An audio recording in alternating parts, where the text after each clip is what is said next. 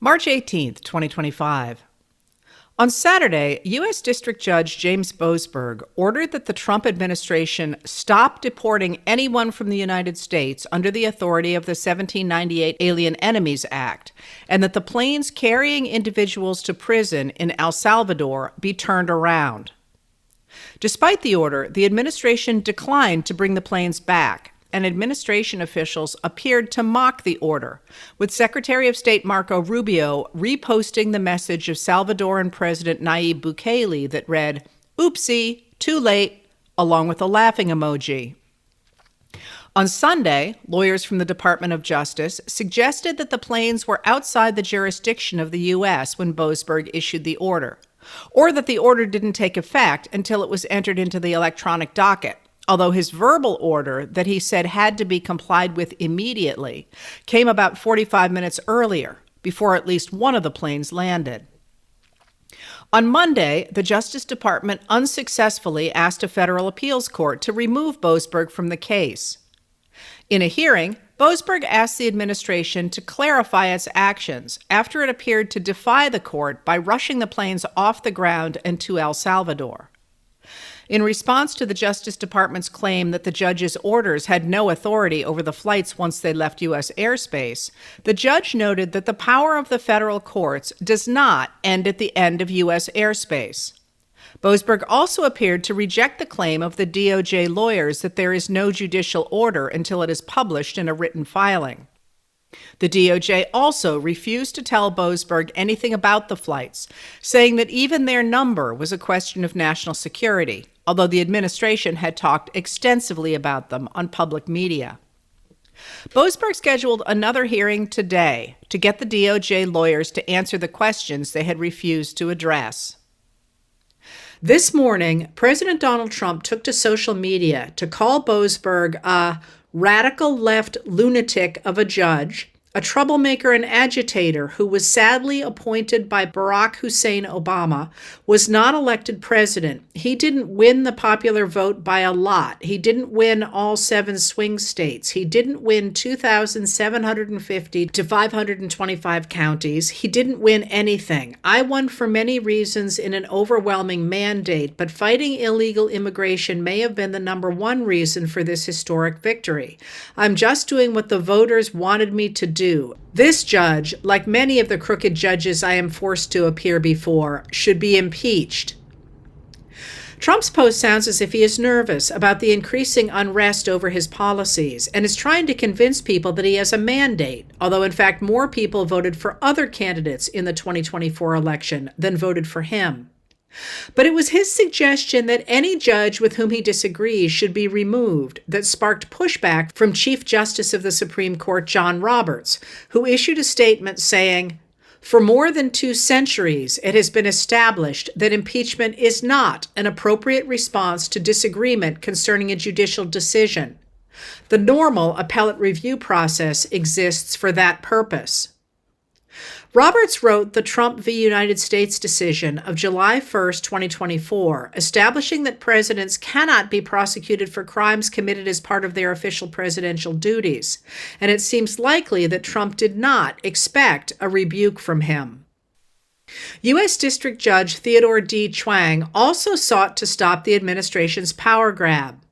In a scathing 68-page decision, Chuang found that the actions of Elon Musk and the Department of Government Efficiency to destroy the United States Agency for International Development, or USAID, likely violated the United States Constitution in multiple ways. Chuang explained that the destruction of USAID hurt not only the 26 current or recently fired employees and contractors of USAID who had filed a lawsuit against Elon Musk and the Department of Government Efficiency. That destruction also hurt the public interest because they deprived the public's elected representatives in Congress of their constitutional authority to decide whether, when, and how to close down an agency created by Congress. While the question of who is in charge of the so-called Department of Government Efficiency is such a mystery that it has spawned its own social media hashtag, WITAOD, for who is the administrator of Doge, Chuang clearly identified Elon Musk as the person in charge. Trump identified Musk as the leader of Doge, he notes, and Trump and Musk held a joint press conference in the Oval Office to answer reporters' questions about Doge. Chuang noted the many, many times when Trump called Musk Doge's leader. In the lawsuit, USAID employees argued that Musk has acted as an officer of the United States without having been duly appointed to such a role. The Constitution provides that the president can appoint such officers who exercise significant authority, but that they must be confirmed with the advice and consent of the Senate. Musk, quite obviously, was not. The White House has tried to get around this issue by claiming that Musk is only an advisor to the president, but Chuang wasn't buying it. Based on the present record, he wrote, the only individuals known to be associated with the decisions to initiate a shutdown of U.S. aid are Musk and Doge team members. Musk, therefore, exercises actual authority in ways that an advisor to the president does not. Chuang ordered that parts of U.S. aid must be restored, although what effect that will have is unclear, since the agency has been destroyed. Trump continued his attack on the rule of law today when he fired the 2 Democratic commissioners at the Federal Trade Commission, which protects consumers from collusion and anti-consumer practices. The firings leave only 2 Republicans on the commission and leave it without a quorum to do business. Beginning with the 1935 case of Humphrey's Executor versus United States, the courts have established that the president cannot fire officials in agencies created by Congress without a serious reason like neglect of duties. Legal analyst Mark Joseph Stern wrote, Trump's action here is brazenly illegal under any interpretation of the law as it stands. Trump held a phone conversation today with Russian President Vladimir Putin, allegedly about a proposed ceasefire in Russia's invasion of Ukraine. During the 2024 presidential campaign, Trump boasted that he would end Russia's war against Ukraine in a day, and he is now eager for any end to the hostilities. But Putin seems less eager to reach a solution than to demonstrate his dominance over Trump. Today, when the phone call was scheduled, Putin was on stage at an event. When his interviewer asked if he needed to go because he would be late for the call, Putin dismissed the question and laughter broke out. Brett Bruen, president of the Global Situation Room public relations firm, wrote, "Making leaders wait is an old Putin power play, but this is pretty brutal. Putin is publicly mocking Trump." While Trump's team portrayed the conversation as productive, Putin maintained that Ukraine was the aggressor in the war, although it was Russia that invaded Ukraine.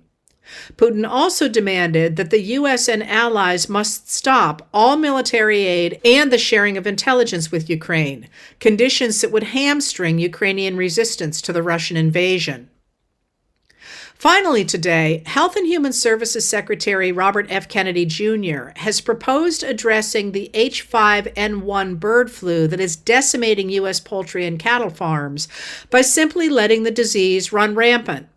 He suggests such a course would permit scientists to discover birds that are immune to the disease. But veterinary scientists say that letting the virus sweep through flocks is a really terrible idea for any one of a number of reasons, as Gail Hansen, former state veterinarian for Kansas, told Apoorva Mandavili of the New York Times. Chickens and turkeys don't have the genes to resist the virus, and every infection is a chance for the virus to mutate into a more virulent form, one of which could mutate so it could spread among humans. If H5N1 were permitted to infect 5 million birds, that's literally 5 million chances for that virus to replicate or to mutate, Hansen told Mandavili. The danger of this shoot first, ask questions later attitude of administration officials was on display today in articles about the men deported to El Salvador. A Washington Post article by Sylvia Foster Frau followed the story of 4 Venezuelan friends who had come to the U.S. illegally.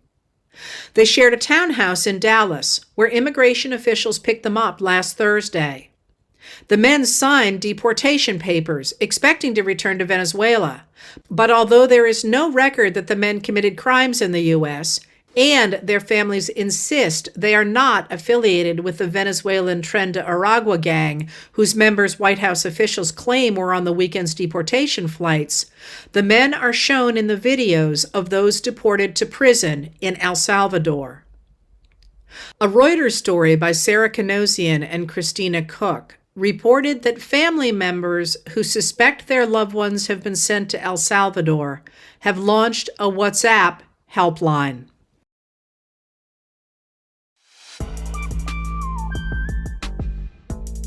Letters from an American was written and read by Heather Cox Richardson. It was produced at Soundscape Productions, Dedham, Massachusetts. Recorded with music composed by Michael Moss.